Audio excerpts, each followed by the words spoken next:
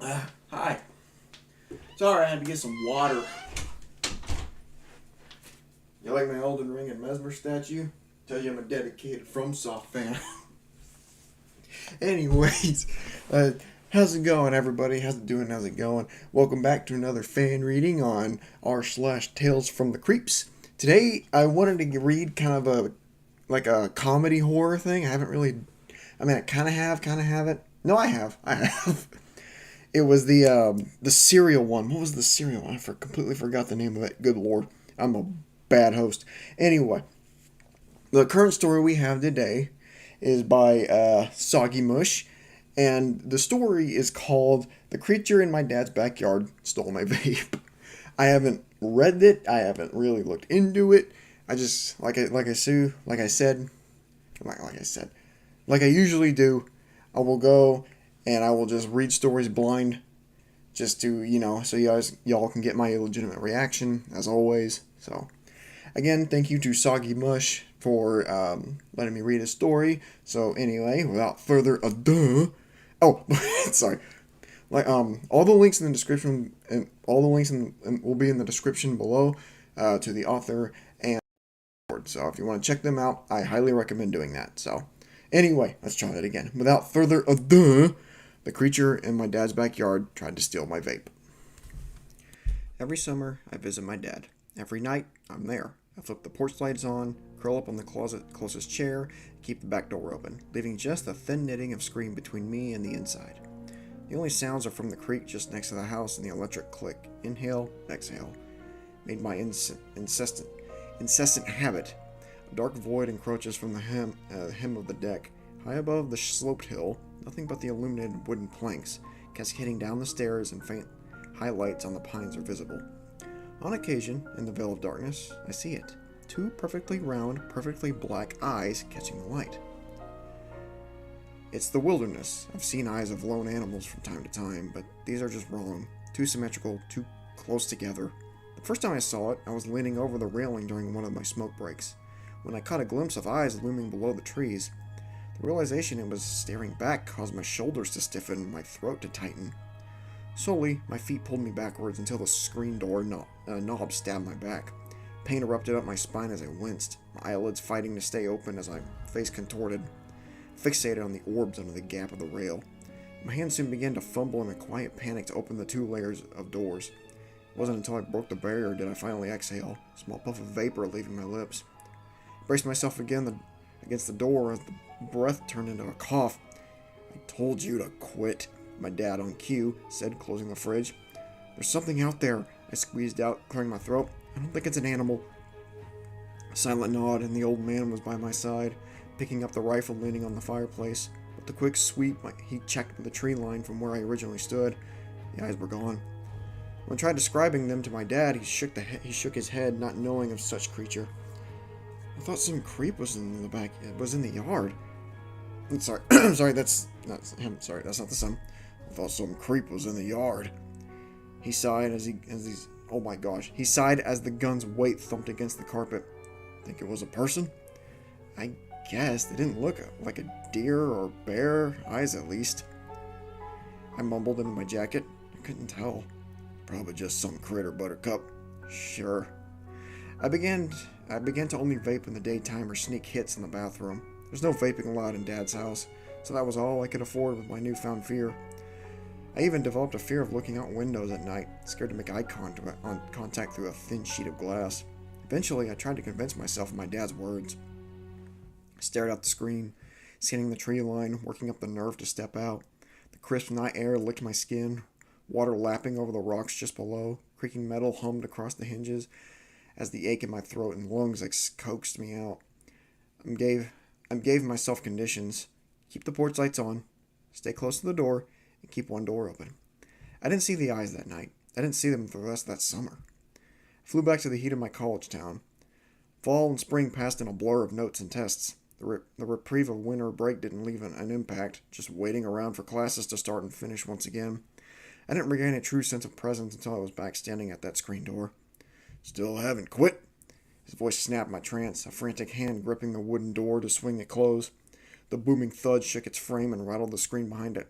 "Sorry, you scared me." I was met with an awkward, graveled chuckle as the man grabbed his drink and hobbled back to his basement. I returned to my routine. Light on, chair in the same spot as I left. I slinked down into it, deciding to leave an old boot to make an easy escape through the gap screen if necessary. Click, inhale, exhale. The cloud was thick, obscuring my view. My shaky hand waved it away, anticipating my next breath by directing it away from my eye line. Nothing but the rustle of wind ran through the trees. Click, inhale, exhale. Trickling water filled my ears when the wind died between gusts. The mouthpiece leaned against my lips with the earnest, tasting the residue it left behind. Menthol, distracting from the dry crust in my mouth. Click, inhale. Eyes blinked into view. Not from the trees, but beneath the railing. Set in the smooth, pale skin of its holder was a closer view of last year's visitor. Its forehead seemed to rest against the thin wood. Mouth hidden by the base of the deck, its bulbous black eyes consumed my vision. In less than a second, I sprang from my perch. The chair screeched from my sudden movement, thin remnants of mist escaping and rapidly dissipating as I scrambled to get inside. My foot caught on the boot, slamming me into the plush carpet, crawling, flipping my hips, and swinging my legs out. I managed to kick the door closed. I leave my feet there, too scared to stand, too scared to move. My nails rooted my body as blood thrummed through my ears. The gun, I gasped. Snapping my head to the last location, more than an arm's length away, it leaned against the brick fireplace. Lock the door, or get the gun, were my first thoughts. After assessing, I gave a pause into the moment, catching my breath, listening for what led my next action. Nothing but my dad's TV booming from the basement was audible. The faint proclamation of duty sent me sliding towards the gun, ripping the door open and pointing the barrel where I assumed the thing was. Only the yellow glow of the porch light and all but ordinary deck sat before me. The last few things I remember were closing the door, cursing the boot, and locking up, even double-checking the front door and window locks. Then the dark comfort of my childhood room, downy pillows dragged me into the restless sleep. That morning, I grinded my teeth in seething deep thought. The snap of bacon and eggs sizzling didn't lighten my mood as they were cooked and served to me. "Your face will get stuck like that," my dad said before sipping his dark caffeinated ichor. "I know." "Then stop." His sentence seemed to have ended before adding, "Or tell me what's wrong." "I'm gonna take that gun out while I smoke," my words overlapped his addition. "Or quit. Or shoot the damn thing." My words caused him to lean back in his chair, and amusement growing across his face. "That critter bothering you again, Buttercup?" "Yeah." "Then take care of it." A breathy laugh escaped his lips, taking one last gulp before leaving the table.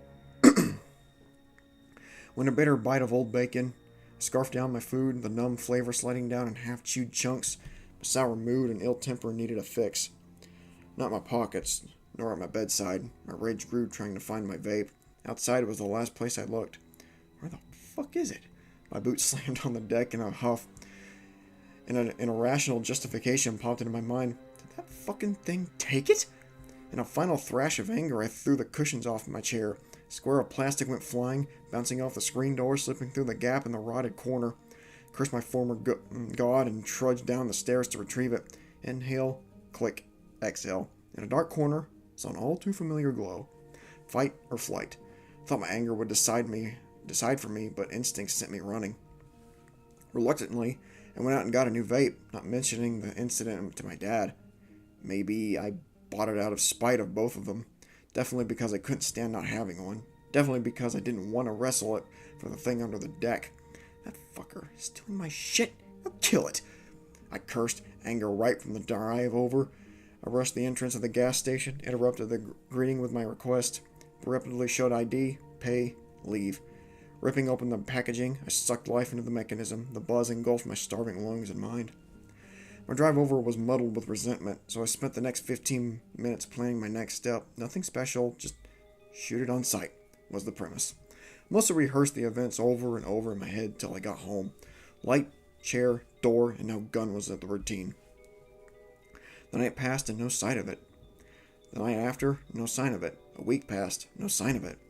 "Where are you?" I yelled, 30 minutes of waiting later. 12 days of waiting later. "Come here, you mother..." "Melissa May!" My name rang out in succession with a gunshot squeezed by my clammy hands. God damn it, inside now! But Dad, now! The gun was ripped from my hands. The safety flipped on as soon as he possessed it. My sleeve was dragged towards him and I stumbled inside. Enough. Just fucking dear. No, no, it stole my vape. It's taunting me, Dad. I swear. I said enough. He tossed the gun aside, grabbing my shoulders. What are you smoking, Melissa? Dad, it's just that thing. There is no thing, no creature. You're too smart for this, Melissa. You're acting crazy, screaming in the middle of the night, waiting out here with a gun every night. Really? My eyes searched his. Disbelief in mine. His frustration was clear, both in words and expression. I cowered, slumping my shoulders as I looked past him in a disassociative haze. His words of reasoning continued to batter me as wells of tears gathered and fell down my cheeks. I swear, it's real, was my only reply. Him gathering me into his arms was his. I'm not crazy. I'm not. I know, Buttercup, he cooed, stroking my hair as a damp pool formed on my shoulders. Just stop. The guilt of his tears caused a lump to form in my throat. I choked back the sob, allowing my own tears to continue to blur my vision. Out of focus, at the edge of the porch light, saw an outline of a hand creeping onto the deck. Two glinting orbs fixated on us. I gripped the thin fabric of my dad's shirt tightly, sunk deepened as a misunderstanding. My sobs turned into a seizing gasp of air. The tears dried, and my eyelids receded into my skull. Turn around. Or let go.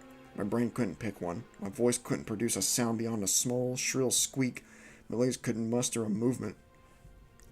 Its hand stopped halfway between us and it, hesitant. It opened one finger at a time, gently placing a blinking, scuffed vape. Can we just pretend nothing is out there? Forget about all this? Oh, that's the dad side. Can we just pretend nothing is out there? Forget about all this? Dad asked, releasing me from an eternity. The hand slinked away. The eyes remained. Sure. Yeah, that was quite the story. I kind of like it's kind of goofy. The creature was just there, like, yeah, I stole your vape, and your dad thinks you're crazy. It's kind of goofy, but also it's some really good writing to it. I really got into it at the end with the dad and his daughter just kind of going back and forth. Really like what the two had going. Good on you. Oh, what's your name again? Soggy Mush again. Thank you for letting me read your story. I appreciate it. You keep writing. I love what you do. So, again, thank you all so much for watching. I appreciate it. All the links will be in the description below if you want to check out the author and my Discord. So, all right. You all have a great night, okay? Later.